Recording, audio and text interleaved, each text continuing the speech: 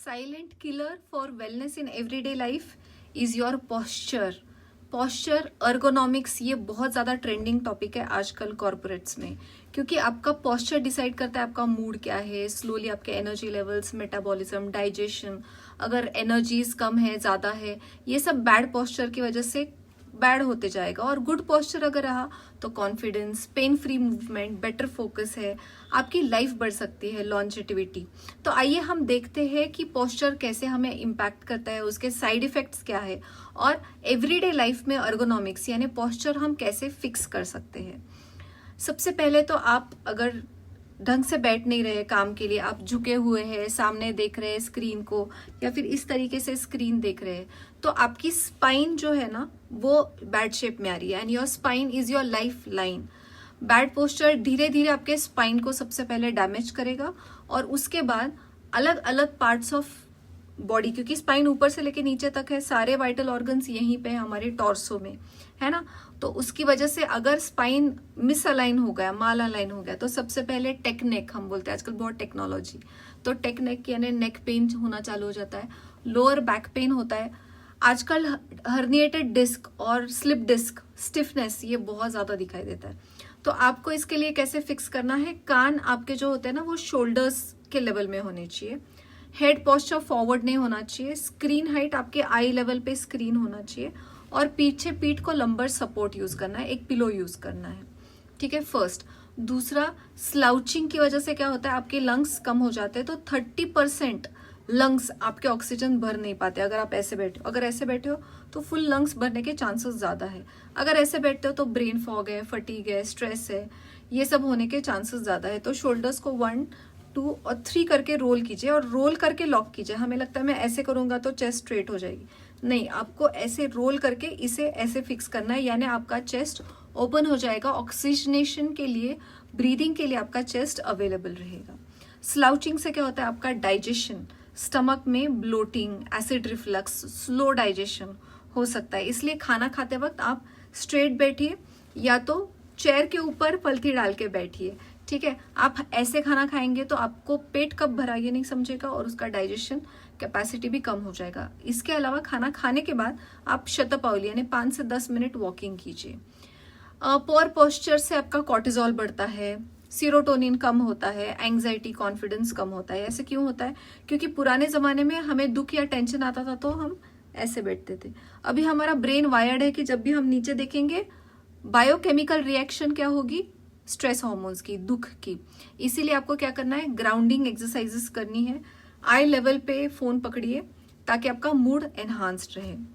अब rounded shoulders अगर रहेंगे तो आपका स्पाइनल डीजेनरेशन बढ़ जाएगा, एजिंग बढ़ेगा और आप खुद ही बुढ़ापा महसूस करोगे, you will start feeling older.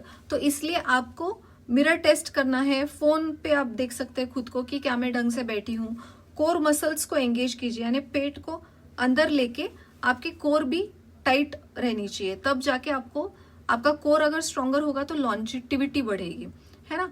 अगर आपका पोअर पोस्चर होते रहा तो उसकी वार्निंग साइंस क्या है, आइए देखते हैं। अगर आपको फ्रीक्वेंट हेडेक हो रहा है या जॉ टेंशन हो रहा है, यहाँ पे जिसको जॉ टेंशन होता है, बार बार सर दर्द हो रहा है, तो समझ लीजिए आपका स्पाइन ढंग से नहीं है। आपको लोअर बैक पेन अगर हो रहा है, घुटनों में दर्द हो रहा है, नेक में दर्द हो रहा है, तो आपका पोस्चर अर्गोनॉमिक ठीक नहीं है।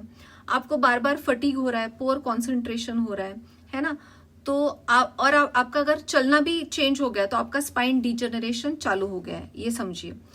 अगर ये ऐसे ही कंटिन्यूड रहा, आपने कुछ भी नहीं किया इसके लिए, तो क्या होगा, आपका scoliosis, disc, herniated disc, pinch nerve, हाथ में चीटियां आते हैं ना, मुंगिया आते हैं बोलते हैं हम, numbness of fingers, feet and hand, varicose veins पैर में हो सकते हैं। तो इस सब के लिए वक्त रहते ही आप ये डेंजर्स को समझिए कि ये रियल लाइफ डेंजर्स है।